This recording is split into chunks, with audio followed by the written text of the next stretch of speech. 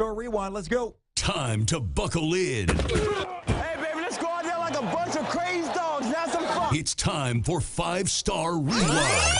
Hello? Tiki and Tierney's top 5 games from this past weekend. I'm just about that action, boss. Here we come. It's a man's game now. All right, Tiki, here we go. And by the way, if you're new to the show, we take the 5 high-profile or marquee games, we strap you in, we play you the best sounds and all the peaks and valleys from those games. We start in the Superdome, a little Sunday night action. Drew Brees and the Saints try to keep the season on the hinges, and Brees airing it out just in time. 2nd and 10, actually, from the 20. Here's Brees lofting it downfield. C.J. Spiller on the run. Go, C.J. Go. Down to the 30. Down to the 20. Down to the 10. Touchdown, C.J. Spiller.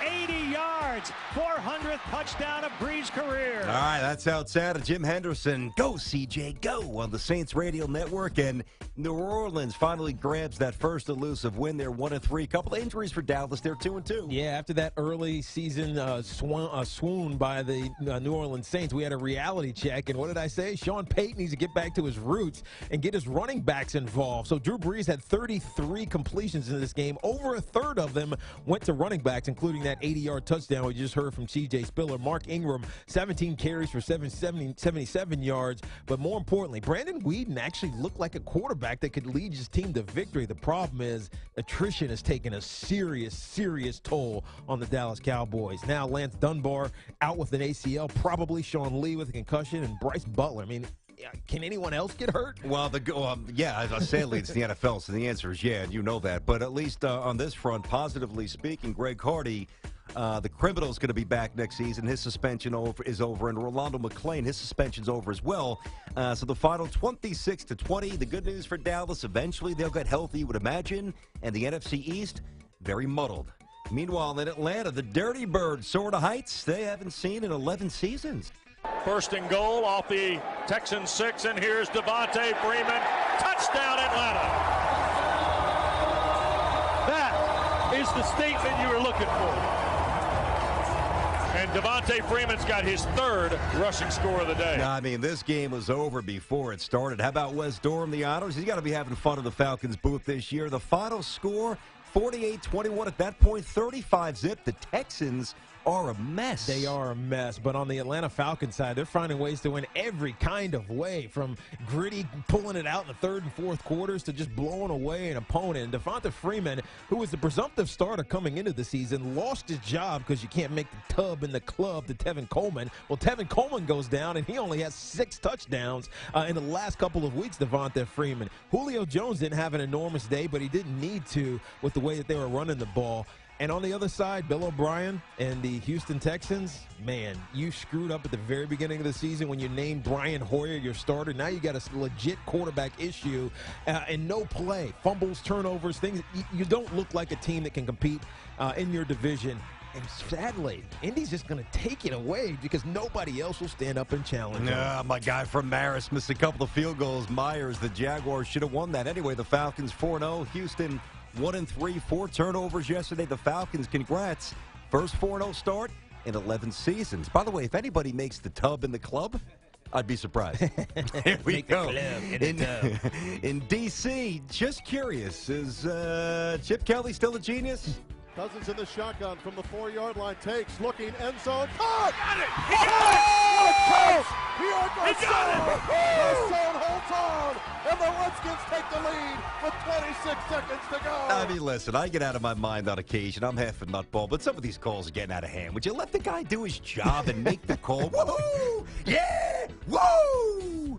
Nutballs. That's how it sounded. Larry Michael and somebody else chiming in. May have been a fan. Redskins Radio Network, big win. Jay Gruden keeps the detractors at bay for a little while. His quarterback looked good. Yeah, he does. But on the other side, the Philadelphia Eagles, they have a serious issue. First half, get this. Three plays punt, 4 plays punt, 4 plays punt, 3 plays fumble, 7 plays missed field goal. That was their first half and allowed Washington to run out to a 13-zip lead. And Kirk Cousins, who has been turnover prone for really his entire career, did exactly what he needed to do when it matters. He fed Pierre Garcon down the stretch and got the winning touchdown at the end of the day. That's got to build some confidence in him. And at 2-2, the Washington Redskins are leading the NFC East. So are the Giants, but you know what I mean. Yeah, we'll get to the GMAT, I'm sure. 31 for 46. Kirk Cousins, 290, as Tiki said a few times, no picks, which obviously has plagued him. 1 touchdown. And if you didn't see the throw, if you're a Redskins fan, of course you saw it. But if you're just a football fan and you missed that throw by Cousins to Garcon, make sure you watch the highlight recap shows today. It was a thing of beauty. Talk about throwing it through a dime. What a throw by Cousins. Meanwhile, we mentioned the Giants and Big Blue taking advantage of a sloppy Bills team. Manning takes the snap, throws it hot left for Jennings, runs out of a tackle on the left sideline to the 40. Jennings high steps to the 30, 25-20, and then he's hit, shakes off a tackle, and is in for the touchdown. He just manhandled Corey Graham and finished it with a 51-yard touchdown, and the Giants respond. The week-to-week existence in the NFL. Last week they dismantled the Dolphins, and everybody's singing the Bills' praises. And today everybody's saying Rex still can't coach because they had 17 penalties for $135. From the Giants' point of view, 0-2, suddenly 2-2, and suddenly looking pretty viable. Yeah, they easily could be 4-0 if it hadn't been for those early losses that they blew. But you got to take some caution with the New York Giants right now. Their defense, which has played unbelievably against the run, number 1 in the league against the run. They're also number 32 against the pass. But when you run out early on a Tyrod Taylor-led Buffalo Bills team, you know that he's not going to be able to come back. Dropping back 42 times, only complete 28 of them. It's not the winning formula for the Buffalo Bills, and Rex Ryan's got to figure this out quick. 17 penalties, 135 yards, 2 touchdowns called back. One was a beautiful run by Tyrod Taylor. Injury front real quick. Shady McCoy could miss a month. That hamstring is worse. And then also Sammy Watkins, we were talking about this before the show. He's not healthy. And even when he is, he's been a bit of a disappointment. Yeah, you know? He's not the superstar that we thought he would be yet. He's still young. Both teams are 2-2. Meanwhile, in the desert, the up-and-down Rams, well, what do you know? They're up again.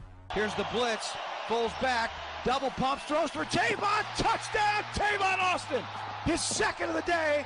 His second 12-yard reception. What a job by Nick Foles. What do you know? You give the Rams a running game, and suddenly Nick Foles making throws. That's how it sounded. Steve Savard on the Rams radio network. The score there, 24-15. The final, 24-22. The Rams by a deuce. Monster win for Fisher. Yeah, they did the things that they had to do right. Run the ball against a very offensively powerful Cardinals team, and don't turn the ball over. On the other side, the Arizona Cardinals, they did turn the ball over. 3 uncharacteristic turnovers, and more importantly, they had 5 trips into the red zone. They had to settle for 4 field goals. Previously, they were 92% scoring touchdowns. They didn't score when they had the chances. It came back to bite them. One thing you haven't heard many times over the last decade plus in sports radio on a Monday, sloppy game by Larry Fitzgerald. He dropped a screen pass. He fumbled. So Larry, who's been very good this year in the slot, new role for him. Listen, Cardinals are still terrific, but at least I feel a little bit better, or at least I don't feel as dumb about my Rams to win that division. It's big when they beat 2 teams, Seattle and the Cards. Well, Todd Gurley, the dude's a man already. He looked really good. So there it is. Some of the marquee action, 5-star rewind, week 4, just about in the books, and 25% of the season is just there pretty much with it.